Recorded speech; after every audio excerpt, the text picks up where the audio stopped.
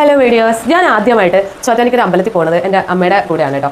ചെറുപ്പത്തിലെ തീരെ ചെറുതല്ല, കുറച്ച് വലുതായതിനു ശേഷം. അപ്പോൾ ആ അമ്പലത്തിൽ പോകുമ്പോൾ എന്നെ അവിടെ ഏറ്റവും കൂടുതൽ അത്ഭുതപ്പെടുത്തിയ ഒരു സംഭവം എന്ന് വെച്ച് കഴിഞ്ഞാൽ, ആദ്യം ഒരു ദേവീനെ തൊഴുത് കഴിഞ്ഞിട്ട് പിന്നെ സ്റ്റെപ്പ് ഇറങ്ങി താഴെ പോയി പിന്നെയും ഒരു താഴേക്കാവിൽ അമ്മ വേറൊരു ദേവിയെ കൂടെ കാണാൻ പറ്റുകയെന്ന് പറയുമ്പോൾ എൻ്റെ ഉള്ളിൽ ആ ഒരു പ്രായത്തിൽ ഒരുപാട് സംശയങ്ങളായിരുന്നു. ഒരുപാട് സംശയങ്ങൾ അമ്മ പറ്റുന്ന പോലെയൊക്കെ എനിക്ക് പറഞ്ഞു തന്നിട്ടുണ്ട്. പക്ഷേ എനിക്ക് ഒത്തിരി അങ്ങ് അത്ഭുതവും സന്തോഷവും എനിക്കറിയില്ല. പക്ഷേ ഇന്നും എനിക്ക് ആ അത്ഭുതവും ആ സന്തോഷവും ആ വിശ്വാസവും എൻ്റെ ഉള്ളിൽ ഇന്ന് നിലനിൽക്കുന്നു എന്നുള്ളതാണ്. പിന്നെ എനിക്ക് ഉണ്ടായ ഒരു മനപ്രയാസം ഉണ്ടായിരുന്നു. ആ പ്രായത്തിൽ ഉണ്ടായ ഒരു മനപ്രയാസം വെച്ചാൽ, ഈ പ്രായഭേദം തന്നെ അവിടെ അതിൻ്റെ ഫ്രണ്ടിലൊക്കെ ഈ മനസ്സിൻ്റെ താളം തെറ്റിയ കുറേ ആൾക്കാർ ഇപ്പോൾ ഉണ്ട്. അത് കൊച്ചു കുട്ടി മുതൽ ചെറിയ പെൺകുട്ടികൾ, ചെറിയ അതേ പ്രായമായ അമ്മമാർ, അതുപോലെ ചെറുപ്പക്കാർ, മധ്യവയസ്കർ, ആ ഒരു തരത്തിൽ കുറേ പേര് ഇപ്പോൾ ഉണ്ട്. പിന്നെ അവരുടെ ആ ഒരു മാനസിക നില തെറ്റിയിട്ടുള്ള അവരുടെ അവിടെ ഇരുന്നവർ കാണിക്കുന്നതൊക്കെ കാണുമ്പോൾ എൻ്റെ മനസ്സിൽ ഭയങ്കരമായിട്ട് പ്രയാസം വന്നു കേട്ടോ. അവർക്ക് എന്തോ ആ ഒരു അസുഖം മാറണേ എന്നുള്ളൊരു പ്രാർത്ഥനയായിരുന്നു അന്നത്തെ എന്നത്. പിന്നെ പ്രായമായി കഴിഞ്ഞപ്പോൾ എനിക്കത് മനസ്സിലായി ഇത് എന്താണ് അല്ലെങ്കിൽ എങ്ങനെയാണെന്നൊക്കെ. ആ പ്രായത്തിൽ ഭയങ്കരമായിട്ട് ഉള്ളിൽ തട്ടിയ വേദനയാണ്. അല്ലെങ്കിൽ തന്നെ എനിക്ക് പെട്ടെന്ന് സഹതാപവും മനസ്സ് ലോല ഹൃദയവും ലോല മനസ്സും ഒക്കെയാണ് എനിക്ക്. അപ്പോൾ അതുകൊണ്ട് പെട്ടെന്ന് മനസ്സൊക്കെ അലിയും ഇങ്ങനെയൊക്കെ എന്തെങ്കിലും കണ്ടു. അപ്പോൾ അതവിടെ നിൽക്കട്ടെ. അപ്പോൾ എന്തായാലും ചോറ്റാനിക്കര ദേവിയുടെ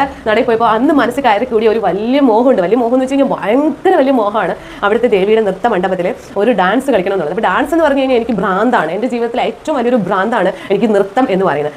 ഭയങ്കര ജീവനാണ്. അപ്പോൾ ചെറുതിലെ എൻ്റെ അമ്മയ്ക്കും വലിയ ആഗ്രഹമായിരുന്നു ഞാനൊരു സ്റ്റേജിൽ ഒരു ഭരതനാട്യ ഡ്രസ്സൊക്കെ ഇട്ട് അടിപൊളിയായിട്ട് ഇങ്ങനെ ഡാൻസ് കളിക്കുന്നത് നേരിട്ട് കാണുന്നത്. അപ്പോൾ അതിനുവേണ്ടി അമ്മേനെ കുറേ സ്ഥലത്ത് ഡാൻസ് പഠിപ്പിക്കാനൊക്കെ കൊണ്ടാക്കിയിട്ടുണ്ട്. പക്ഷേ ആ ചെറുപ്പ സമയത്ത് എനിക്ക് അതത്ര കാര്യമായി ഞാൻ എടുത്തിട്ടില്ല. എനിക്കത് സീരിയസ്നെസ് ഒന്നും അറിയത്തില്ലായിരുന്നു. അപ്പോൾ അതുകൊണ്ട് തന്നെ പിന്നെ അതിനോടുള്ള ഭയങ്കരമായ ക്രൈസും ഇഷ്ടമൊക്കെ വന്നു തുടങ്ങി. പഠിക്കാനൊക്കെ പോയി തുടങ്ങി. ഒരുപാട് പ്രാരാധങ്ങളും ബുദ്ധിമുട്ടുകളും ഒക്കെ വന്നു. പിന്നെ അമ്മയ്ക്ക് അതൊന്ന് കാണിച്ചു കൊടുക്കാനുള്ള, നേരിട്ട് കാണിച്ചു കൊടുക്കാനുള്ള അവസരമൊക്കെ ഉണ്ടായി വന്നപ്പോഴത്തേക്കും അമ്മ ഈ ലോകം വിട്ടു പോയി എന്നുള്ളതാണ്. അപ്പോൾ ആ ഒരു ആഗ്രഹം എനിക്ക് അമ്മയ്ക്ക് സാധിച്ചു കൊടുക്കാൻ പറ്റിയിട്ടില്ല.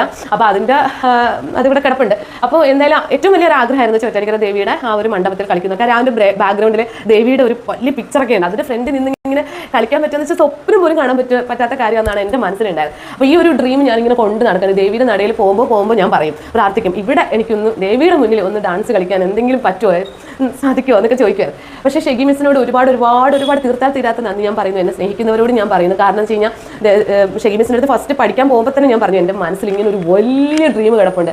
എപ്പോഴെങ്കിലും ചോറ്റാനിക്കര ഡാൻസ് കളിക്കാൻ ഒരു അവസരം കിട്ടിയാൽ മിസ് അത് മിസ് ചെയ്യരുത്, എന്നെ പരിഗണിക്കണമെന്ന് ഞാൻ പറഞ്ഞിട്ടുണ്ടായി. അപ്പോൾ ഏതായാലും മിസ്സിൻ്റെ അടുത്ത് ഡാൻസ് പഠിക്കാൻ തുടങ്ങിയിട്ട് ഇപ്പോൾ 2.5 വർഷത്തോളമായി. ഇപ്പോൾ ഒരു അവസരം വന്നിട്ടുണ്ട്. ഓഗസ്റ്റ് 14 ചോറ്റാനിക്കര ദേവി ക്ഷേത്രത്തിൽ എൻ്റെ ഡാൻസ് ഉണ്ട്. അപ്പോൾ എന്നെ സ്നേഹിക്കുന്നവർ നിങ്ങൾ അടുത്ത് ഞാൻ എക്സൈറ്റ്മെൻറ്റ് കൊണ്ട് ഷെയർ ചെയ്തതാണ്. ഞാൻ സർപ്രൈസ് ആയിട്ട് പറയുന്നത്. പക്ഷേ നിങ്ങളത് പറയാതിരിക്കാൻ എൻ്റെ കൂടെ പറ്റില്ല. അത് കാരണം അപ്പോൾ എന്തായാലും അത് പറ്റണം. നിങ്ങളുടെ എല്ലാ അനുഗ്രഹവും പ്രാർത്ഥനയും എന്നോട് കൂടെ ഉണ്ടാവണം. എനിക്കത് കളിക്കാൻ പറ്റണം. എനിക്ക് ആ ഒരു പ്രാർത്ഥന മാത്രമേ ഉള്ളൂ. അതാണ് എനിക്ക് ഏറ്റവും വലിയ ഡ്രീമിൽ ഒന്നാണ്.